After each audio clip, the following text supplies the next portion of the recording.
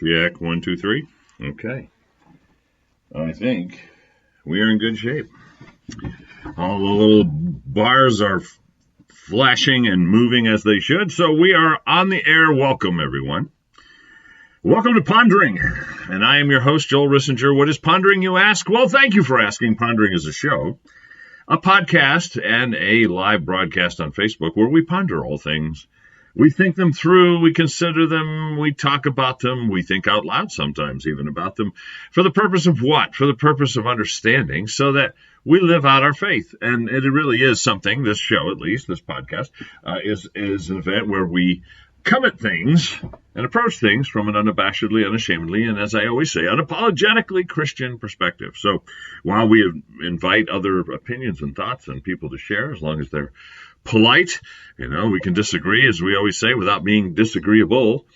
Hey, the host makes no bones about and has no qualms about telling you that we come at this from a Christian paradigm, a biblical worldview. And really the reason we started the show years ago was because we wanted people to think, Christians in particular, not to just have, first of all, not to treat our faith as if it was a Sunday only event, or that it was in a little box that we would label as religion or religiousness or theology, but rather that our faith is something that should and must permeate everything we do, say, think. It should permeate and affect how we vote, how we conduct ourselves, the kind of work we take on or the kind of work we turn away. All those things should be led by, informed by, guided by, dare I even say controlled by our faith.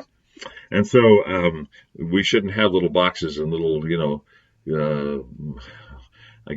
quadrants of life that are separate from each other, that our faith really is the undergirding, overshadowing piece and motivation behind all that we do. And so that's really what Pondering is about. So we talk about politics, religion, sex, money, you name it. It's all fair game here.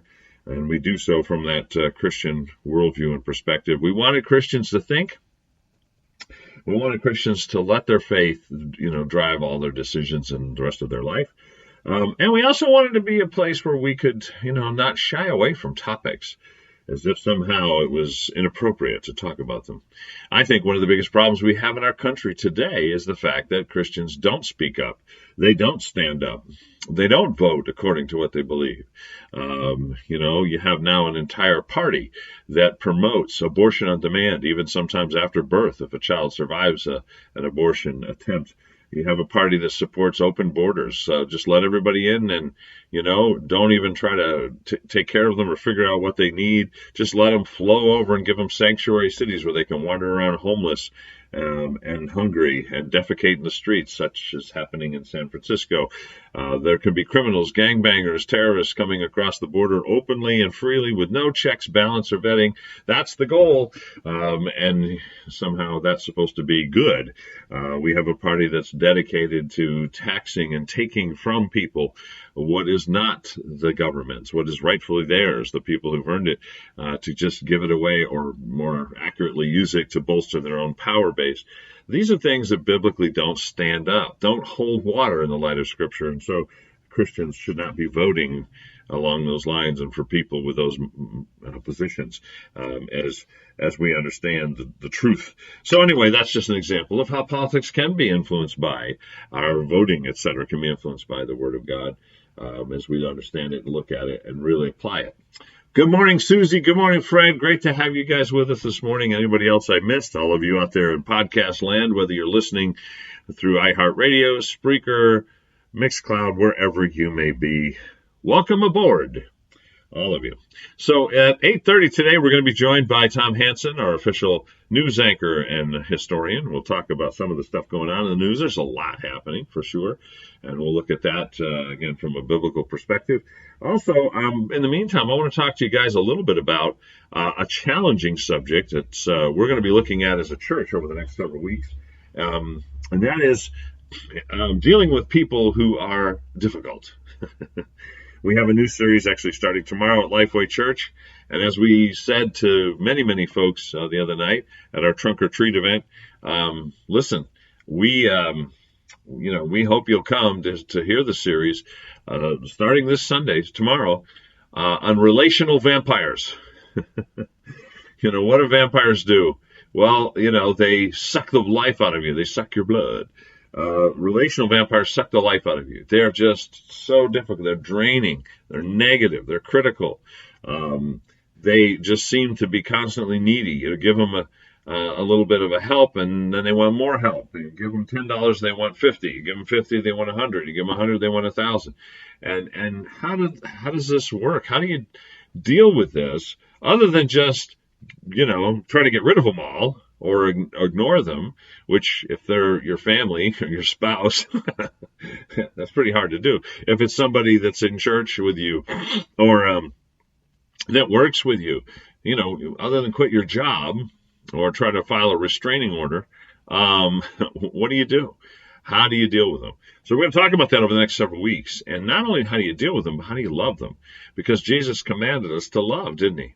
And so how do you show love to those relational vampires? We'll be looking at that.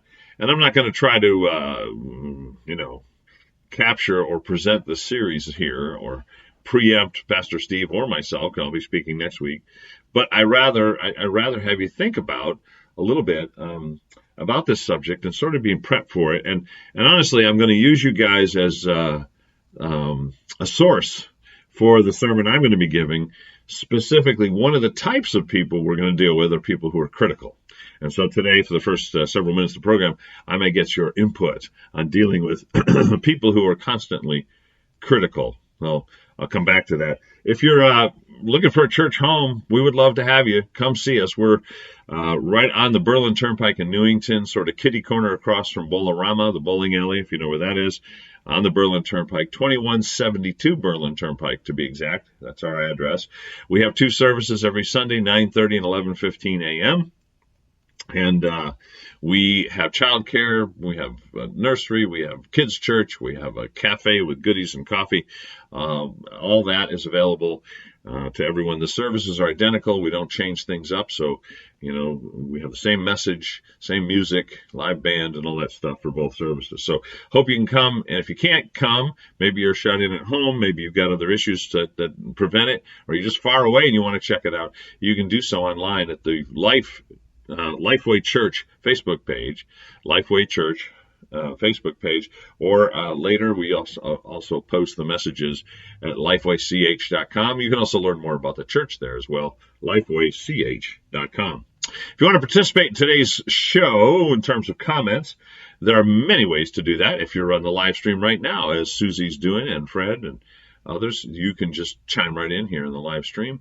You can also post 24/7, 365 on the Pondering Radio Facebook page, Pondering Radio Facebook page, or you can email ponderingradio@gmail.com, ponderingradio@gmail.com, or you can use this. It's amazing because it's a wireless handset, but it's an actual landline.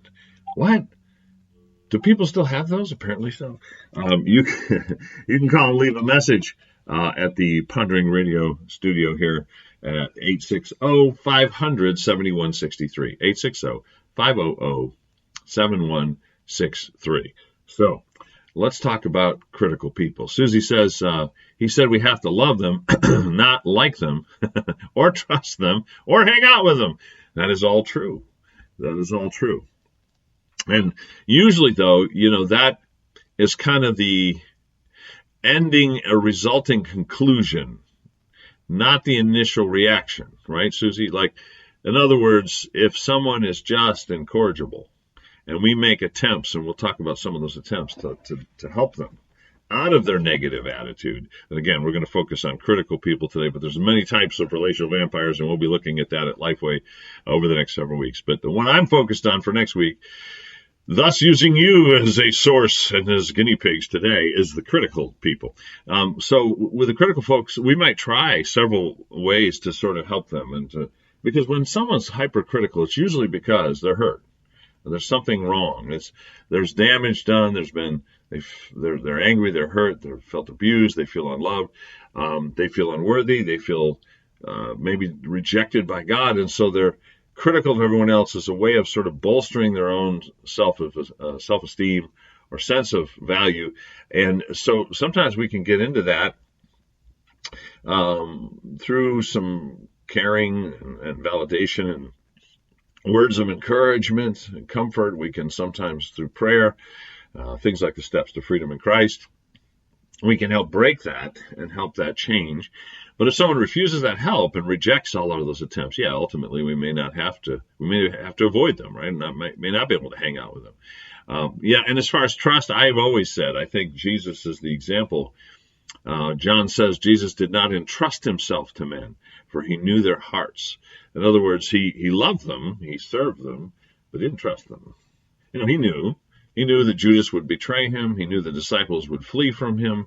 He knew that the religious leaders who were supposed to be righteous were actually going to do evil and falsely accuse him and ultimately put him to death. He knew all that stuff.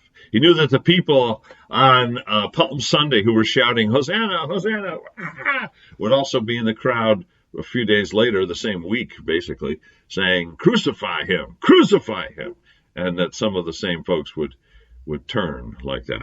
And so, we don't have to trust them. I would argue we don't trust men. We trust God. We love men, though, and so sometimes we make attempts, don't we, to deal with them first. Susie says, I'm praying I can make it tomorrow. Yeah, we'll pray for that too, Susie. She said, back in my day, phones were attached to the wall. Yes, so true. And even the initial mobile phones they had these huge bags you carried, this big shoulder strap where you had to attach them, violently to the floor of your car, drill holes and attach them as mobile phones. And they'll have wired antennas outside and on the windows or whatever. Those days are gone. My first mobile phone, I spent $950 for it. I remember that. That was in 1987. And boy, I thought I was hot stuff having that in the car. I remember getting a bill one month for $1,300 and some odd dollars because they charged for everything. Phones, calls coming in, calls going out, everything. And thankfully, my company paid that bill because I was in sales and had a pretty productive month. But they covered it. But boy, now all those calls would have been basically free, included in the contract. So back to critical people. So here's the thing, right? We all know people who, no matter what we're talking about, they're going to find something negative, right? And you have a victory in some way in your life, they're going to find the cloud, the dark cloud, and they're going to look at the cloud, not the silver lining, right? They're going to find something wrong. They know how to snatch defeat out of the jaws of victory, right? You mentioned something about the church or the service, let's say on a Sunday, and they will find something they didn't like, or somebody they didn't like. And that critical spirit can just be, irritating. It can be frustrating. And it sucks you in to the point where you can become, it's like, in the movies, one of the things they say about vampires is when they bite you, not only do they suck your blood, they turn you into a vampire, right? So now you grow fangs, and now you got to go out and find somebody to bite, right? And I have seen that happen with relational vampires too, and the critical people in particular. That a critical spirit and that attitude is contagious. And I am guilty as charged, that because I have a sarcastic sense of humor, and so when someone starts picking at stuff, I can joke about it, but the jokes turn harsh. They start to get, a little nasty. They turn into criticisms and fault finding, and they get kind of ugly.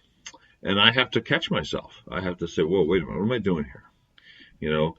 I work for a wonderful company, but, it's got flaws like anything else, any other company. And when somebody's in that mood where they're angry about lack of IT support, they didn't get the computer help they wanted when they wanted it, or they didn't like the schedule that came out, or, somebody in the office was having a bad day and said something that was a little negative or hurtful. It's so easy to get into this, over the water cooler kind of thing, or you meet somewhere off-site at another location and somebody's complaining. It's so easy to jump right into that, isn't it? And, that is the worst thing about relational vampires is becoming one yourself. Not to fight and resist the temptation to go along with that and become another bloodsucker, so to speak. But rather to take the high ground, to stay positive, to tell a joke, to diffuse the situation, to redirect the conversation in another, to another topic or whatever it might be. That is hard to do, but is a skill I think we must learn, that we're not supposed to be like they are. I know I've quoted before on this podcast Proverbs, where we're told, answer not a fool according to his folly, lest you be like unto him. But we're also told, answer a fool according to his folly, lest he be wise in his own conceits. Now you say, someone critical, you're calling them a fool? That's not very nice, Pastor Joel. Well, remember, in the biblical sense, the term fool is directed towards knowledge or lack thereof. And it's not necessarily an insult.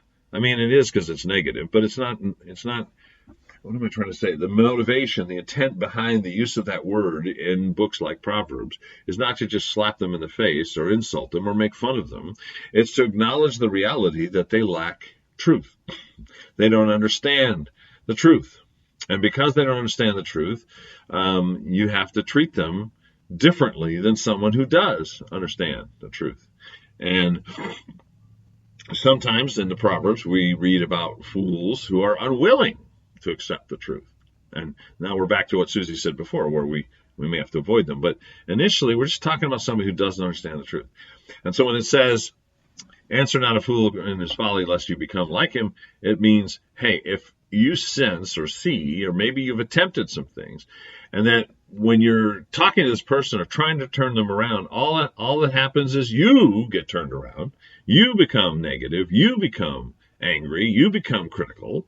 Well, then maybe it's better not to answer. Maybe it's better to let that one go.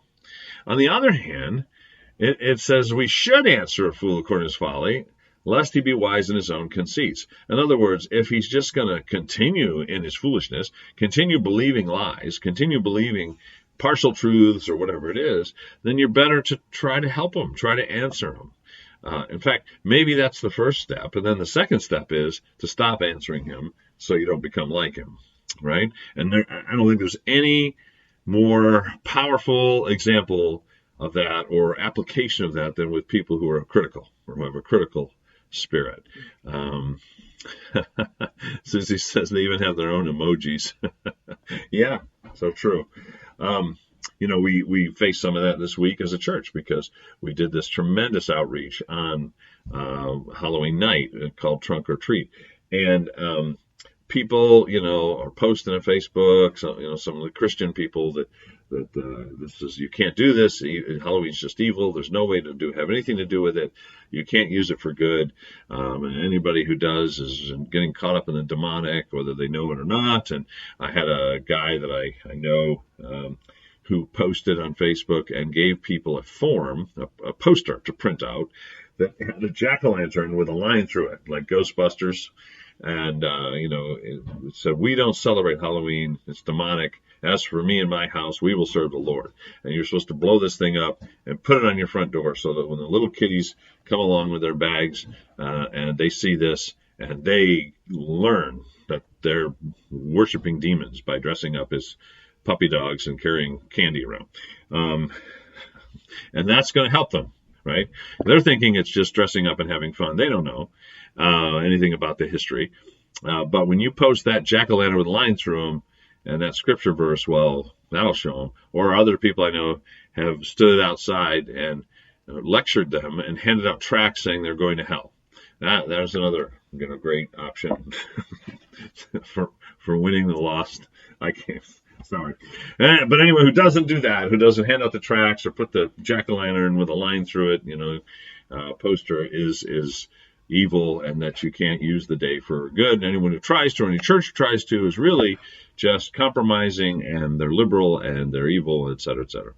And people, they'll do that and they'll talk about this stuff. And so you have to figure out, okay, first of all, there are times when you don't answer. You just realize, okay, this is not a battle to fight. There's no point in fighting it. Just love them, pray for them, say, I understand your opinion, and God bless you, and move on. There are other times where there are people who are honestly questioning this. Is this okay to have an event that night to reach out to the community? Or should we just avoid that because there's just too much evil associated with this day, so we can't do anything on it? Maybe just go in the basement, turn off all the lights, and hide, which is what I used to do when I was younger, because I had that position that there's no way that day could be redeemed in any way, shape, or form. So you just pretend it doesn't exist, turn off all your lights, go downstairs, hide, maybe watch a movie, but don't answer the door, don't give out candy, don't do any of that. And I get it, and someone feels that their conscience is going to be injured if they do anything short of that. Well, okay, you let it go. But there are times when some people are just asking, and they may wonder, well, why did your church do a big event that night?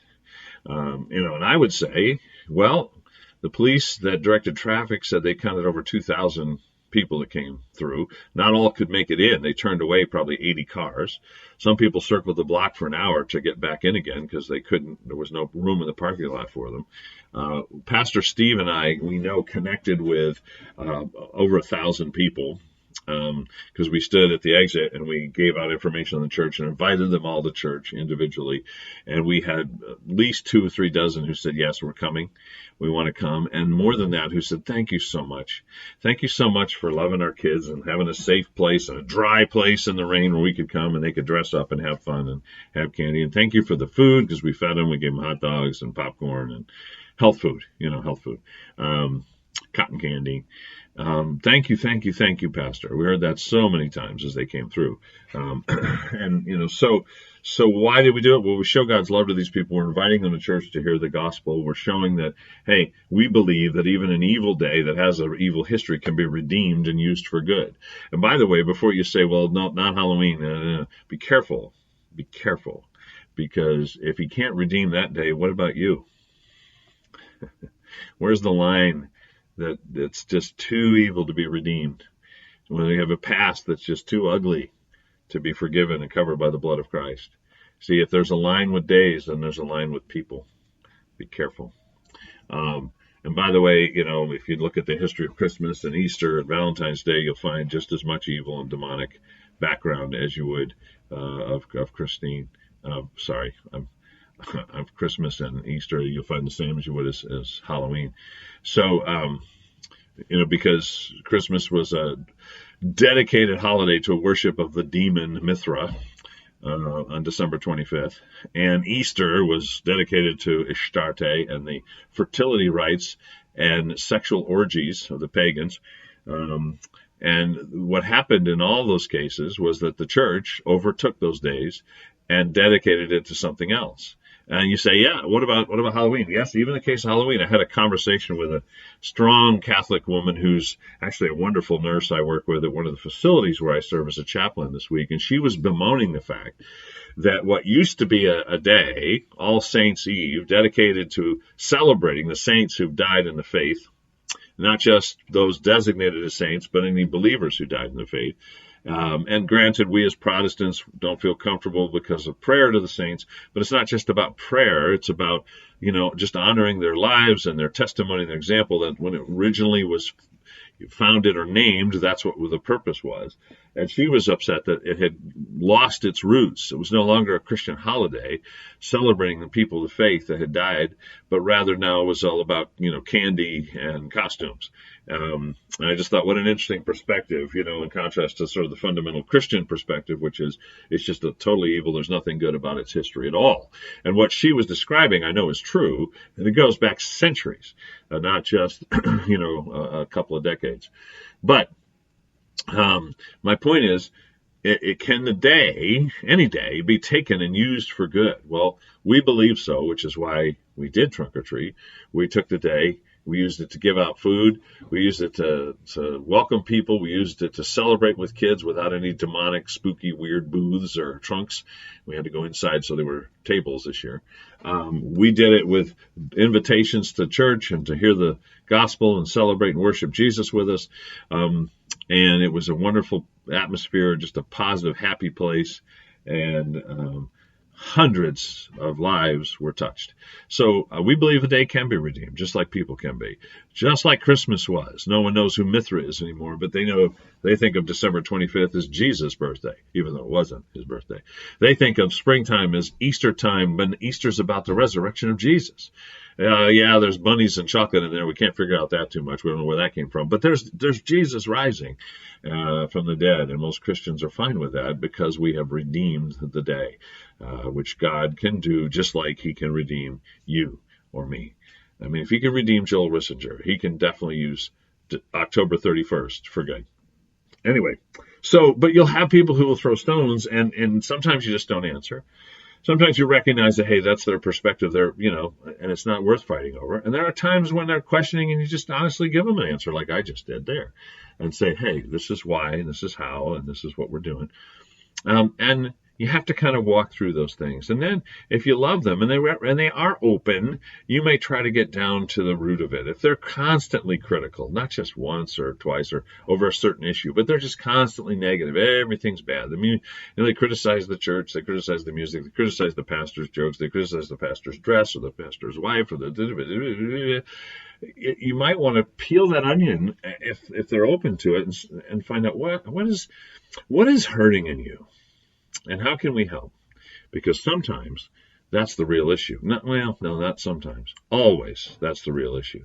There's something, Nicky Gumbel, I was reading his work, it was another pastor. Anyway, recently read that, this pastor said he had never met a happy, well-adjusted, person who was confident in their identity in Christ, who was critical all the time. That the people he knew that were constantly critical, when you got down deep into their heart and soul in their life, they were hurting, they were wounded, they were angry, they were bitter, and there was some healing that had to happen. So keep that in mind as you deal with folks who may be critical. All right, enough on that. Now we're going to deal with someone who's not critical, pretty positive dude. Let's welcome Tom Hanson to the program. Dun, dun, dun, dun. Wait, Tom, there's applause. Hang on, here it is. There you go. All right, see that? They love you. They love you.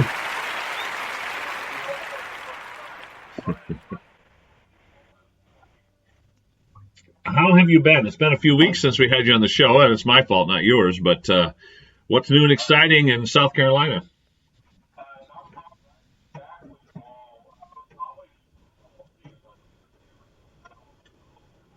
Yes.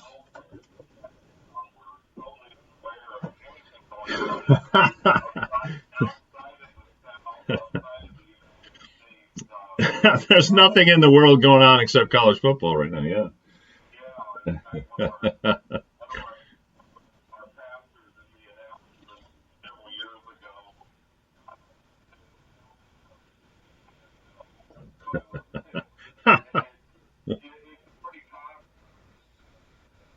Yeah, yeah.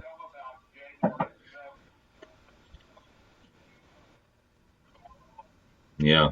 And I can understand that. I actually remember, was it 2 years ago, saying something similar that, I was ready to get season tickets to the UConn game and forget about watching the NFL at all. And that was during the whole sit down, kneel, stay in the locker room thing, the protest of the national anthem, which was an insult to our troops and our police officers and everything else. I was so disgusted that I thought, okay, I'm done with you. But that seems to have passed, and I think President Trump played a key role in that. But now it's not quite so bad. But yeah, people that are into college football, man, that's it. I get it.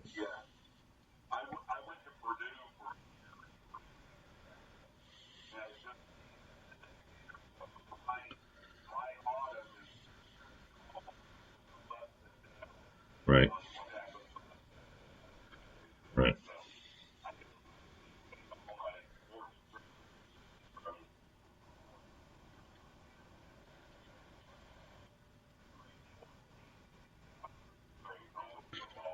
Yeah.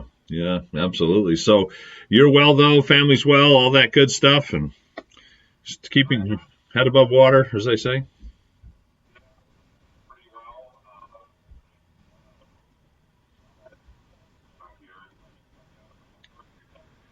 Yeah.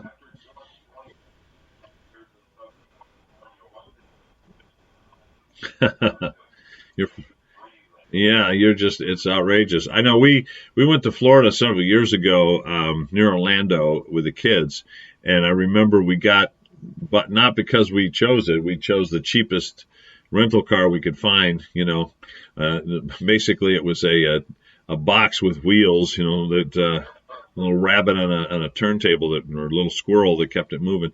But they upgraded us and they gave us a convertible. And yeah, it was February vacation for the kids. So it was like the second week of February, something like that. And it was probably in the 60s there, maybe something like that, up to 70 during the day, 70 something. And we had the top down, and we're like, woohoo, cheering, blasting the music, running on the high, and people are in sweaters and parkas and looking at us like we were, insane, which we probably were. But yeah, I get it. There's a huge contrast there for sure.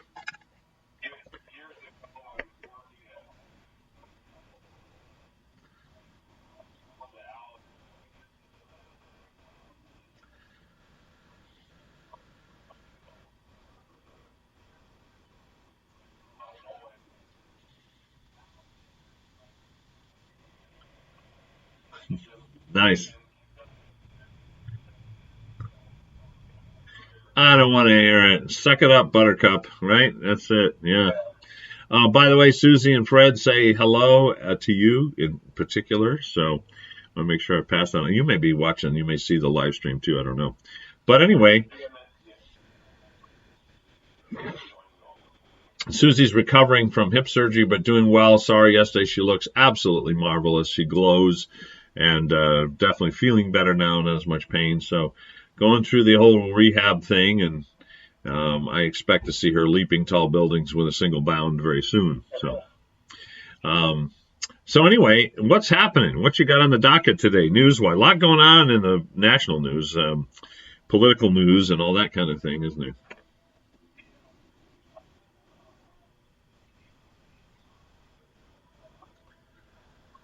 Yeah, it is.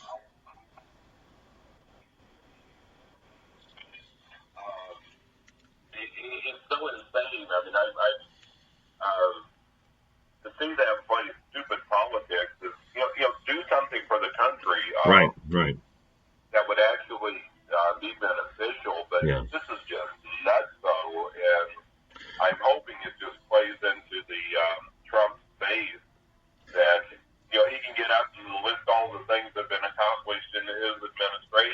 Right.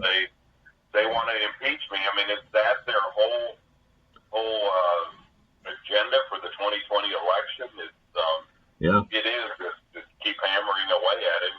Well, I mean, there's, and I want to come back to the whole premise because there are, good Christian folks who've watched the news, CNN, MSNBC, ABC, NBC, and they've said, well, wait a minute, what about this thing? If you're asking a foreign leader to investigate and try to, file criminal charges against your opponent in a political race, and you're holding or withholding money and support to that nation until they do it, isn't that evil? Isn't that a breach of the Constitution? Isn't that an abuse of power? And shouldn't we impeach that person? So I want to come back to that in a minute because we do need to kind of talk through the facts around that a little bit. But I think it's true that this whole, when you really do look at the facts, and I've listened to the entire transcript of the phone call between the president of Ukraine and President Trump, and hours of discussion and analysis of the whole situation and the testimony that's happening. And well, I'm a junkie, I admit it, political junkie, but so I'll cut to the chase and say, yeah, it's ridiculous. You're right when you look at it and you peel the onion. But let's face it, Tom, that there is no other alternative for that party right now because the candidates they have are ridiculous. I mean, yesterday Elizabeth Warren proposed a tax plan for this whole issue of well, it was more than just student debt, but it was a tax plan that would cost us, estimates that I've heard range from 9 to 17 trillion with a T dollars, and with regard to healthcare alone, and she was telling people, and I heard the sound clips where she says it won't cost you anything. It's not going to cost you anything, Tom. You're going to get free healthcare, and everybody else is going to get free healthcare, and it won't cost you a dime. And the government's going to pay for it by taxing corporations.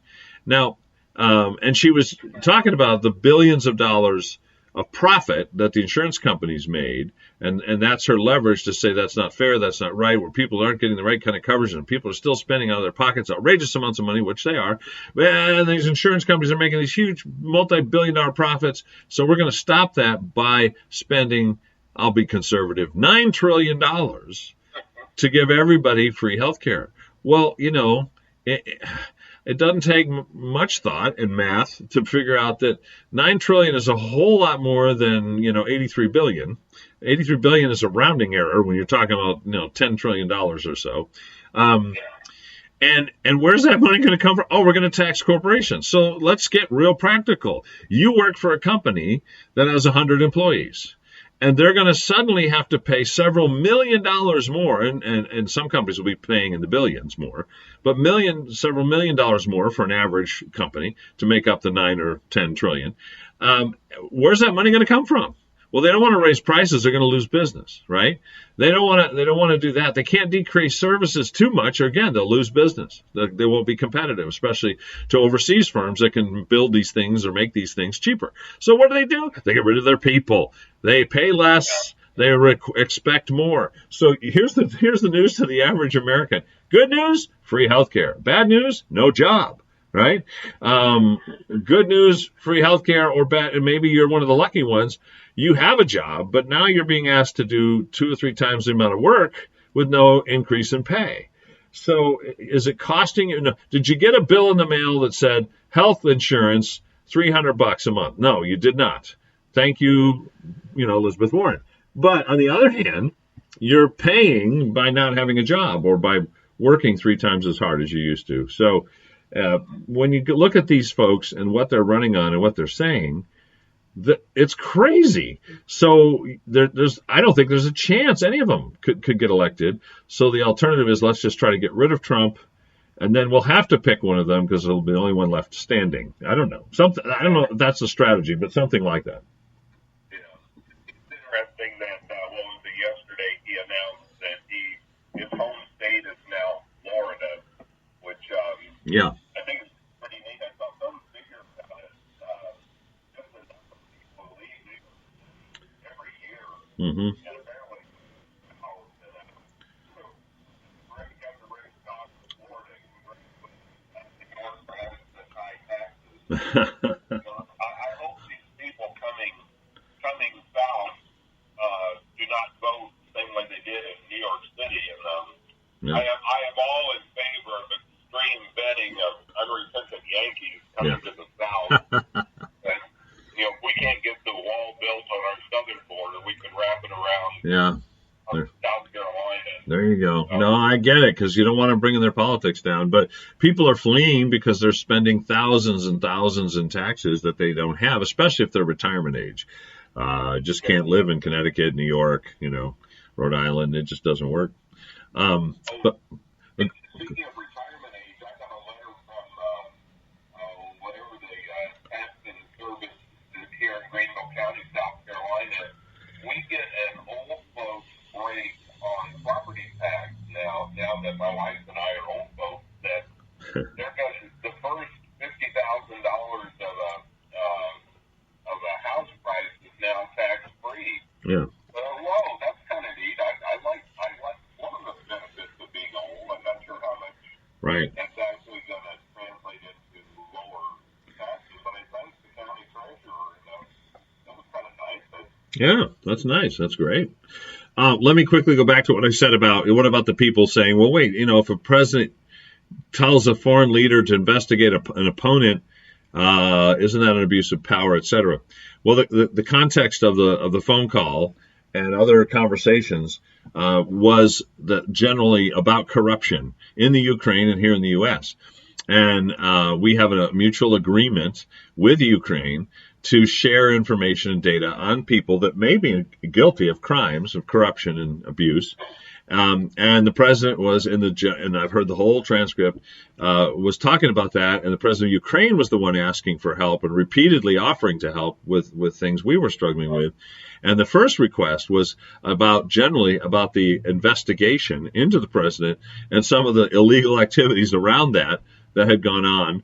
And one firm in the Ukraine in particular that had been used to claim that the DNC had been hacked by the Russians, where the president and others, myself included, by the way, not that that matters, but just by point of fact, I do also question whether the Russians were involved at all in that hacking. I don't think it was a Russian entity. But he was asking him to look into all that stuff. And then in that context, several minutes into the conversation, said, yeah, and you should check out this whole thing with Joe Biden and his son being paid $50,000 a month by this Ukrainian firm when he had no background in that arena whatsoever and didn't even go there or work there. And it was at the same time Joe Biden was vice president, and that Mr. Biden was asking the Ukrainian president at the time to fire the attorney general in that country who was investigating that firm, the firm that hired the vice president's son. So Hunter Biden, thank you. So yeah, that looks like, smells like, sounds like criminal activity, corruption. And so he asked him, and he has every right to do it. It's totally legal to do it. The fact that Vice President Biden is an opponent now in the next race is actually immaterial in terms of the legalities. Now, you could question the motive. You could say, well, maybe the real reason was he wanted to get him, and he's withholding funds, and that's illegal. Well, they ended up paying those funds anyway, and there's no evidence of any investigation happening. So that seems to be a moot point. But you can't judge motive in this. Let's say his motive was to get rid of Biden. It's not good. He'll answer to God for that, but it's not illegal to ask for help with a criminal investigation of corruption. In fact, he's required to do that, some would argue, by law. So that's why we say the whole thing is just silly and a hoax and a show, and it's a way to detract from or distract from the campaign issues that we've been talking about. So.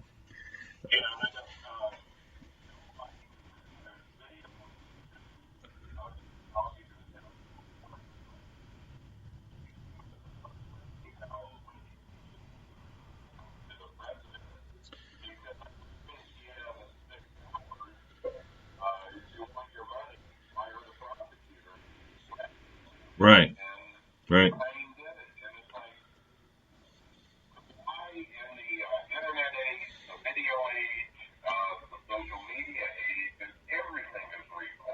Right. You can't deny it when it's when you've already said it. Why is it okay when the Democrats do that when it's okay, not okay for President Trump, even though there were illegalities going on in Ukraine in the run-up to the 2016 election? And I think Attorney General Bill Barr is really going to have to come out with some undeniable proof of the whole world. Even though people who listen to conservative media have already heard this, for years, it's just indictments need to come out. Yeah. I think they are trying to be preemptive on this, that they know what could be coming, and they're just trying to get in the attack before. Yeah. I think there's some truth to that, too. They're trying to preempt the counter-strike from the Attorney General under President Trump, looking into all the illegalities around that whole, Russia collusion nonsense and everything else, and the corruption around the hacking of the DNC server and the claims that were made and all that. It is interesting that Biden withheld funds to get the Ukrainian president to fire a prosecutor who just happened to be looking into his son's company. And that's okay, but with the accusation that the president withheld funds to get the current president of Ukraine to look into that corruption, that's not okay. I mean, that is hypocrisy. To be fair, I don't have a problem with Vice President Biden telling him, hey, if you want our aid, then, get rid of this guy if the guy's corrupt. and which is the claim they're making. Well, he was corrupt, and other nations saw him as corrupt, and they want to get rid of him. That's fine. But when your son works for that firm and is making $50,000 a month for essentially doing nothing, you at least got to acknowledge the appearance of impropriety. At the very least, it shouldn't have been you giving that message and telling them that. And if your motives were pure, then that should have been done by someone else with lots of documentation, but it wasn't. And then there's the whole issue of Hunter Biden and China and the amount of money he was making from China and how that deal came together when his father was also working with the Chinese. There's a lot there, a lot of smoke there, folks. Where there's smoke, there's often fire. And that's what President Trump is after, to find out what's behind all that. Because just like he felt and said about Hillary Clinton, why would we want to elect somebody who is involved in that kind of corruption? So if, in fact, he is, and that should be investigated, and that was the president's point. But ironically, now it's turned around on him, and he's the one doing wrong, and we need to impeach him. And that's, I think, more about the election and distraction than it is anything else. But we shall see. We shall see. So what else you got on the docket here, Tom? What else is happening?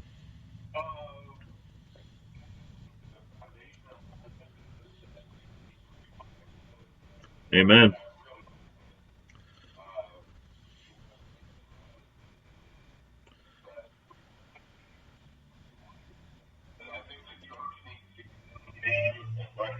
For 100 or so years, society has been transforming the church.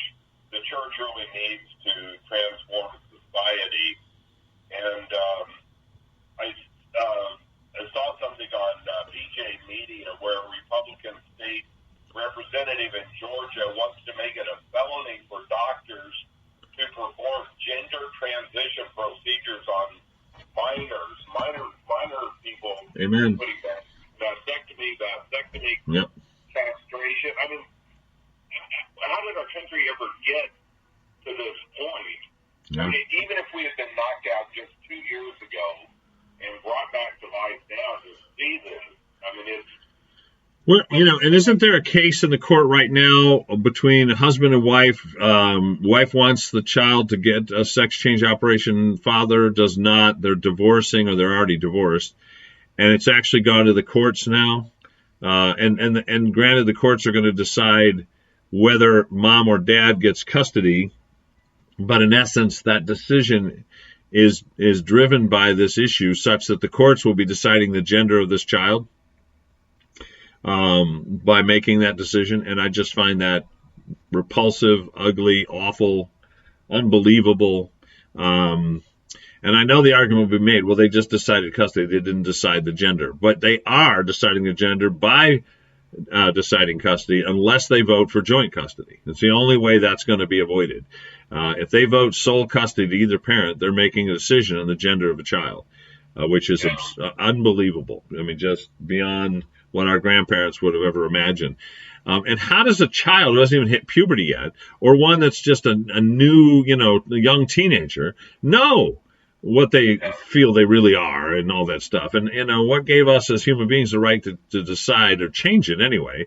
That's another whole question. But children are so vulnerable and so up and down and in and out. One minute they hate somebody, the next minute they love them. I mean, when our kids were little, I remember when one of our kids was a teenager, come in the house, hey, Mom, hey, Dad, everything's great. Walk in the room, 10 minutes later, walk out, and, you expect their head to spin around. They'd spit pea soup, I hate you.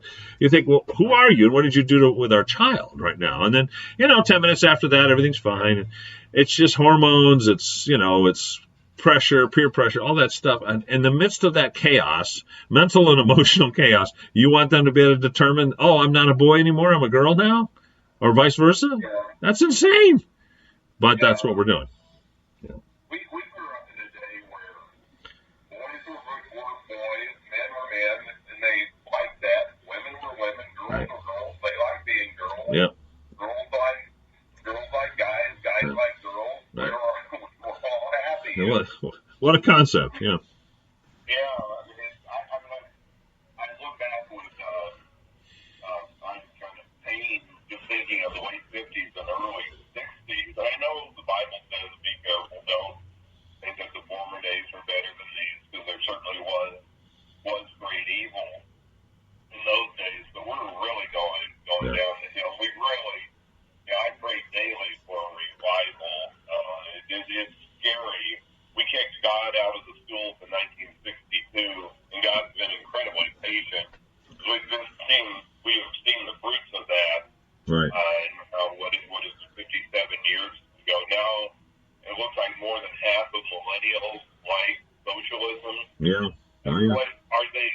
it going to take actually incorporating socialism in our country, which is happening incrementally anyway, and have the whole thing crash, have us eating our dumpsters before they realize, oh wow, this really wasn't a good idea. Well, it may be, Tom, but the sad truth in that is that it's once you go down that path, it's almost impossible to come back because now you've empowered an entire class of people in the government who have all the money and have all the power and control, and they're not going to give it up. You know, and there have been bloody revolutions fought over this, but often what comes out of it is just more ugliness, just a transfer of power. Ours is the first nation to be founded on democratic principles out of a revolution against an oppressive government. It doesn't usually work out that way. And to get back to where we are, if we were to give over all power to our government, I mean, guys, think about it. We talked about health control, health services, and medical issues, health insurance. If the government controls your health care, they control your life. I mean, think about it, right? They'll decide who's going to get the operation. Well, you're too old. You can't have that. Or you're not a productive enough member. You don't contribute to the social climate. You're not enough of a benefit. I remember when my mother fell and she was discharged too early after hip replacement surgery, and she fell and broke her arm. And I was livid that they discharged her. It was all driven by money. They discharged her too soon, and I was angry. And I went to a lawyer and talked with him about a potential lawsuit because, now my mom's she's got sore hips, she's recovering from, and a broken arm. What's next? And lucky she didn't hit her head and worse, right? So I talked to the attorneys back and forth. I got the pretty good attorney in Buffalo, had a good reputation, talked to him at length. He said, Pastor, here's the deal. I'll do it. And I think you might win. I think you probably will win. He said, you got all the evidence. It's clear cut. They discharged her. They shouldn't have. She wasn't ready. She wasn't stable on her feet, and she was living alone, and they shouldn't have done that, and she fell and broke her arm. I think we can nail this. He said, here's the bad news. They're not going to give you anything because they're going to say she's not working. She's retired. She's elderly. And so the value of that broken arm, as opposed to someone who is in their 30s working and using that arm every day, is going to be so small that you'll end up paying me more in legal fees than they're going to give you as a reward. And he said, I'll do it if you want me to, but I would recommend you don't because you're going to go in the hole financially. You'll make a statement, but that's it, and you'll have to pay for it through the nose. And so we decided not to do it. But I just thought, that's the ultimate goal here, isn't it? The ultimate result is everything's financial, right? You're too old to have that surgery. We don't think you're a valuable member of society. We're going to let you die. Just on the receiving end, well, that baby might not be whatever. He might not be healthy, or he might not be this, or his parents aren't wealthy, and he's got very low potential to have a decent education in life, so we're going to take his life. We're going to abort him, but we'll keep this other one over here.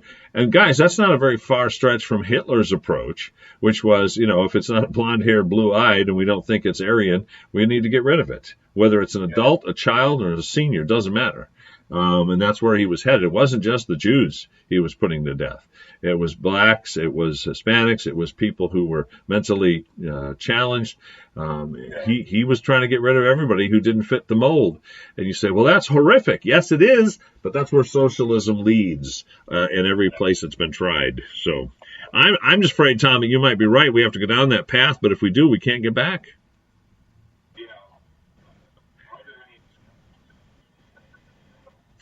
Not that I know of. I mean, China will present themselves as a result of a people's revolution against an abusive dictatorship, or, the whole emperor and that class system that existed for centuries.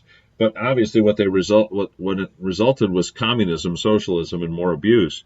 And Venezuela's in the midst of that kind of revolt right now. But again, what typically happens is you get some military leader who wants power. He conquers the existing leaders. The people celebrate. He does it in the name of the people. We're doing this for the people. And then he takes the same power base and does the same things and has the same abuse, and there's the same suffering and result. That's happened in South American countries for hundreds of years.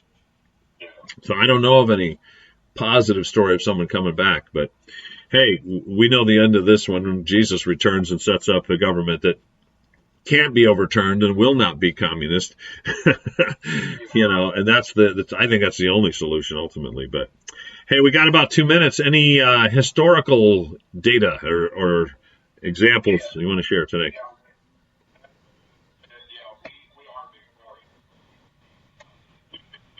Right. We win. Jesus is totally victorious. On this date in 1783, General George Washington issued his farewell orders. He referred to 8 how we had survived and thrived for 8 years during the war. It was little short of a standing miracle. The whole thing, he saw it as a continuous, unending miracle. Yeah. And Christ made this country great. We really got to get back to him. I've got a lot of other things on my website, SouthCarolinaConservative.com, things from history, and we win. I know I get discouraged when I hear the news too much, but we're victorious. And I think it's good for us, especially parents, grandparents, spiritual parents in the church, to continue to share those truths of history with our children. Look at Tom's website, share that. Get things like the Rush Revere series that Rush Limbaugh wrote for children. Read that to them about the true history of our country, not the revisionist version that's being taught in school right now, but the true history of the nation and its Christian and conservative roots. Talk to them about why it's great to be a boy or great to be a girl and why God loves both, and don't succumb to the gender neutral nonsense that's being promoted everywhere. Let boys be boys, girls be girls, and celebrate both for what they are. I think despite culture, we can do that as parents, grandparents, and spiritual influencers. And I think the results of that will be good no matter what culture does. So we'll be able to shine as lights and hopefully turn more people to Christ in his way. And ultimately, then, when he returns, they'll be with him for all eternity. So that's my encouragement. I know we're out of time. Thank